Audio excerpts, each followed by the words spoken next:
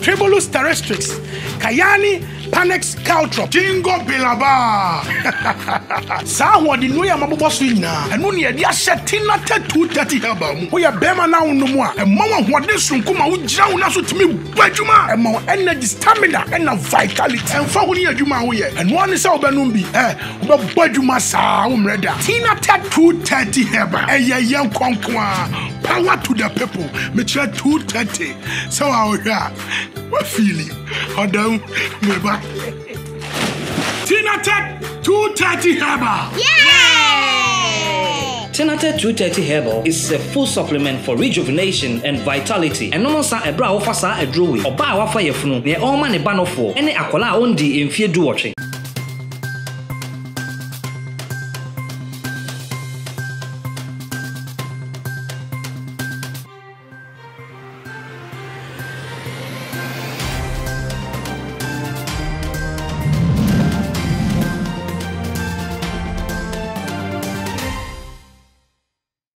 Adeshimaima ya mamo akwa ba de ba Ghana TV eso ebraso sesam hodwa ya boboa no ye de ebeso mo kasebo kwanso wei eye kasebo tu na kasebo imu ensem bi a obete ene se Accra Circuit Court ama na Agradaa bill bedo mo sukoni ahwani enti a wo mutumi ema no sa bill yi nyumekuo bi e na aso masan sika femu ema mitumi e de kasebo ebeso mo glitter and glow skincare afi so Kinaata herbal General organic foods ni nyina ye nyumeku a etimi aso masne sika femu ema mitumi di kase yi ebeso mo o share me live e wo YouTube Facebook and na Twitter bomodi ansa obe subscribe na wa like and wa share ama afofron so etimi ahwebi ebusia mi twa me ho age adwedi nkrato me ba ye beto aso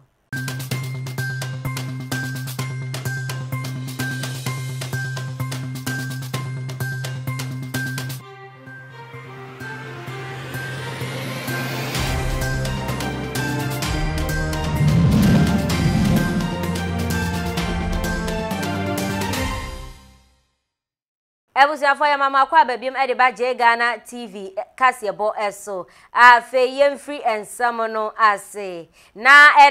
ene da na Agradaa Evangelist Patricia esi eduwa asanso akopie mu ewo court na enti ya yenya e kire se court amana na Agradaa 150,000 Ghana cedis bill anipa mako miensa enetimi akogina na echi ama wetimi enya sa bill yi na court edenensa ato ne passport so a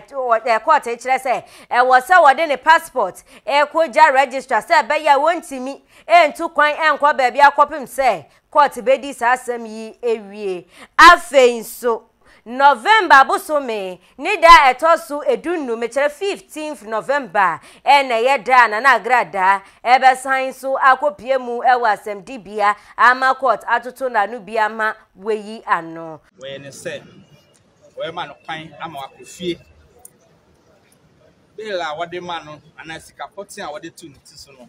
eye 150,000 Ghana cedis eso nya nipa basa se nipa basa no mu eso ba kode asase anase ejapade documents eba chere court so timi nya sa no mani nyina ade a aye se emremu no otimi kofie ense wanya bail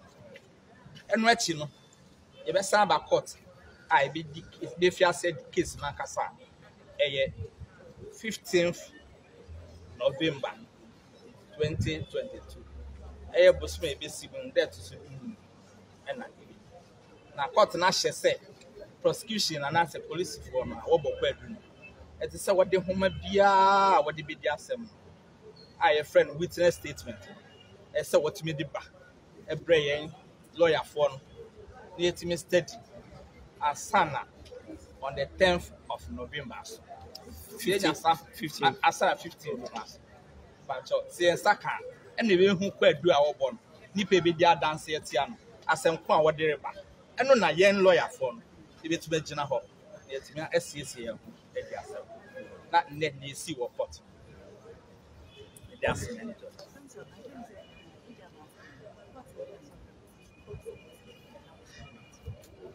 ne ka ho bio no ene se on fa ne passport offer the passport mama part offer the passport so a major will register passport okita ninti away sa no say na emma ontumi ntupan anase onfi omen say ordinary passport so ebeto they see that if I show I say you say no of ebusu bi sa he na ide na posisi ya you say ma obi odi anka bokobi there be say ma bill no on nye nya aba hihye no amawa bill condition so we wie ya ultimate sign wie ya still am oda bank enti gosimra obetimi aye san hihye no wanya nipa pass ebeji na mama no na nya dan paper ebedi dance say wanya nipa basa no the passport or the to find and so abre register I said still am onya freedom so I Sunday we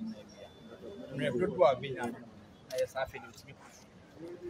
Ebuziana mekai mo se nyuwe ko bi na so masini sika fam e ma mitumi edi kase boyi ebe so mo Glit and Glow Skin Care ebe boa ma hunamani atoso ayefe ayekama Gina Organic Foods nso eye nuane papa e wo se wudi e ma wetimi enya apomudimpa Kinaata Herbal be boa ama mema yo ACP oba nso ebe boa esiesi ahemfi ho kama nyume ko we na so masini sika fam na mekai wo se wo hwa mi am ya live e wo YouTube Facebook and na Twitter bomodi ansa obe subscribe no wa like no wa share ama afoforo nso etimi ahwebi edi amejeso eye da chihima ajoa nati makramo